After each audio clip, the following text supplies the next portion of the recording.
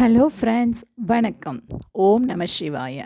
இன்னைக்கு நமது சிவபெருமான் மதுரையில் நடத்திய அற்புதமான 64 திருவிளையாடல்களில் முதல் படலமான இந்திரன் பழி தீர்த்த படலத்தை பற்றியான அந்த கதையை உங்களுக்கு நான் சொல்ல போகிறேன்.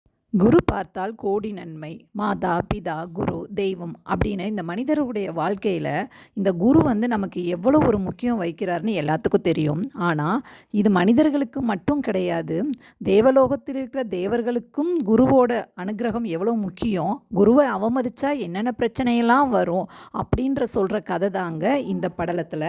மனுஷனுக்கு எப்படி நல்ல நேரம் கெட்ட நேரம் அப்படின்னு வர மாதிரி இந்த தேவலோகத்தில் இருக்கிற இந்த இந்திரனுக்கும் ஒரு நாள் கெட்ட நேரம் வந்துருச்சு. அப்போ என்ன நடக்குது அப்படின்னா, அவர் தேவலோகத்தில் இருக்கிற அப்சரஸ்கள் அப்படின்ற தேவக்கன்னியர்கள், நடனமாடும் தேவக்கன்னியர்கள், ரம்பா ஊர்வசி இந்த மாதிரி இவங்களோட என்ன பண்ணிக்கிட்டு இருந்திருக்காரு, நடனம் ஆடிக்கிட்டு இருந்திருக்காரு. அவர் நடனம் ஆடும்போது நம்மளுடைய குரு பகவான் பிரகஸ்பதி அங்கே வந்திருக்காரு.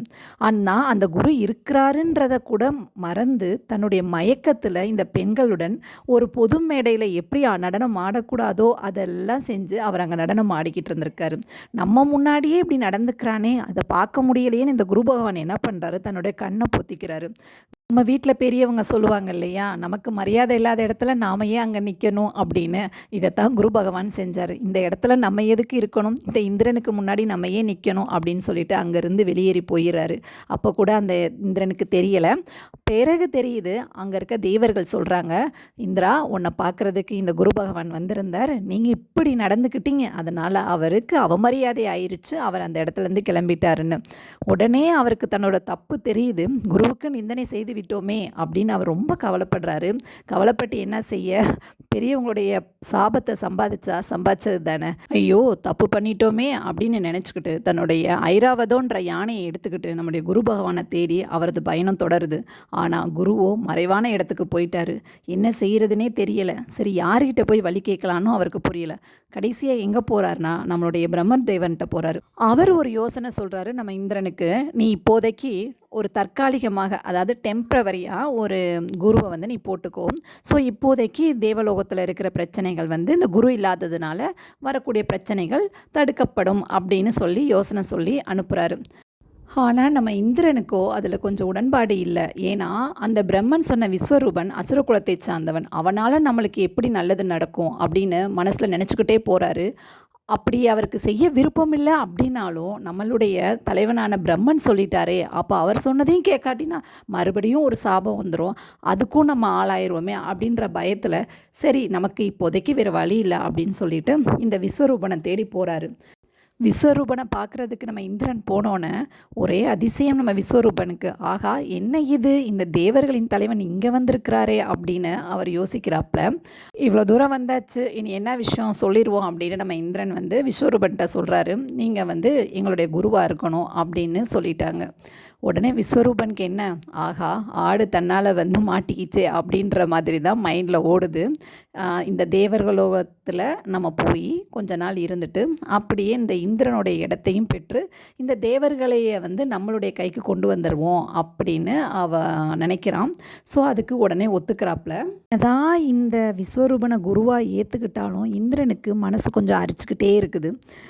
தன்னோட மனசாட்சி தான் நம்மளை கொல்லுன்னு சொல்லுவாங்க இல்லையா, அது மாதிரி அவருக்கு பார்த்திங்கன்னா நம்ம குருக்கு தப்பு பண்ணிட்டோமே அப்படின்ற எண்ணம் மட்டும் அவருக்கு ரொம்ப தீர்க்கமாக அவர் மனசில் பதிஞ்சிருது.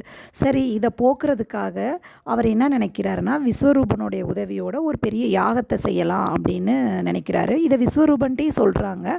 விஸ்வரூபன் ஒத்துக்கிறான். ஓகே, இந்த யாகத்துக்கு நான் ஒத்துக்கிறேன் அப்படின்னு சொல்கிறான். கெடுவான் கேடு தானே நினைப்பான். ஸோ விஸ்வரூபன் என்ன பண்ணுறான் அப்படின்னா, அந்த யாகத்தில் நெய்யை ஊற்றுறப்ப இந்த அரக்கர் குலம் தலைக்க வேண்டும், இந்த தேவேந்திரனை கொல்ல வேணும் அப்படின்னு நினச்சிக்கிட்டே என்ன பண்ணுறாப்புல, நெய்யை அந்த யாகத்தில் ஊற்றுறாப்புல. அதை நம்ம தேவேந்திரன் மைண்டில் ரீட் பண்ணிடுறாரு. ஓ, நீ எனக்கும் என்னுடைய குலத்துக்கும் கெட்டது செய்ய வந்திருக்கிறியா அப்படின்னு அவருக்கு அப்படியே கோபம் என்ன பண்ணிடுறாரு, அவனை கொன்றாப்புல. சும்மாவா சொல்லுவாங்க, பட்டக்காலிலேயே படும் கெட்ட குடியே கெடுன்னு சொல்லிட்டு அது மாதிரி தாங்க இந்திரனுக்கு இப்போது ஏற்கனவே நம்மளுடைய குருவோட சாபம், அப்புறம் இந்த விஸ்வரூபனை கொண்டுட்டு இந்த அரக்கர் குலத்தோட சாபம், இப்படின்னு நமக்கு ஒன் பை ஒன்னாக நம்ம இந்திரனுக்கு சாபம் வந்துக்கிட்டே இருக்குது. இதற்கிடையில் என்ன நடக்குதுன்னா, விஸ்வரூபனோட அப்பா துவஷ்டா, அந்த அரக்கன் சும்மா விடுவானா தன்னோட பையனை கொண்டா? அதுவும் இல்லாமல் தேவர்களினுடைய தலைவன் இந்திரன். ஸோ ஏற்கனவே இருக்கிற பகை இன்னும் கொஞ்சம் நிறையாவே முட்டிக்குது. ஸோ அவன் என்ன பண்ணுறான் அப்படின்னா, போடுறா ஒரு யாகத்தை அப்படின்னு யாகம் பண்ண ஆரம்பிச்சிட்றாப்புல. அந்த யாகத்திலிருந்து ஒரு பெரிய அரக்கனை உருவாக்குறாங்க.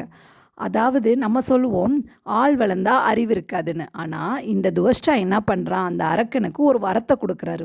நீ வளர்ந்துக்கிட்டே போகணும் அப்படின்னு. நீ வளர வளர உன்னுடைய அந்த ஜைஜாண்டிக்கான உடம்பு அதுக்கேற்ற மாதிரி உன்னோட கோபமும் பெருகிக்கிட்டே இருக்கும் அப்படின்னு ஒரு வரத்தை கொடுத்துட்றாரு. ஸோ இவனும் வளர்ந்துக்கிட்டே போகிறான், கோபமும் பெருகுது. எதுக்காக அப்படின்னு சொன்னால், என் மகனை கொண்ட அந்த இந்திரனை நீ கொல்ற வரைக்கும் இந்த கோபம் உனக்கு குறையவே கூடாது. அதனால தான் உன்னுடைய உடம்பும் கோபமும் வளர்ந்துக்கிட்டே இருக்கணும் அப்படின்றத வரத்தை உனக்கு கொடுக்குறேன் அப்படின்னு இந்த துவஸ்டா வந்து சொல்லிடுறான்.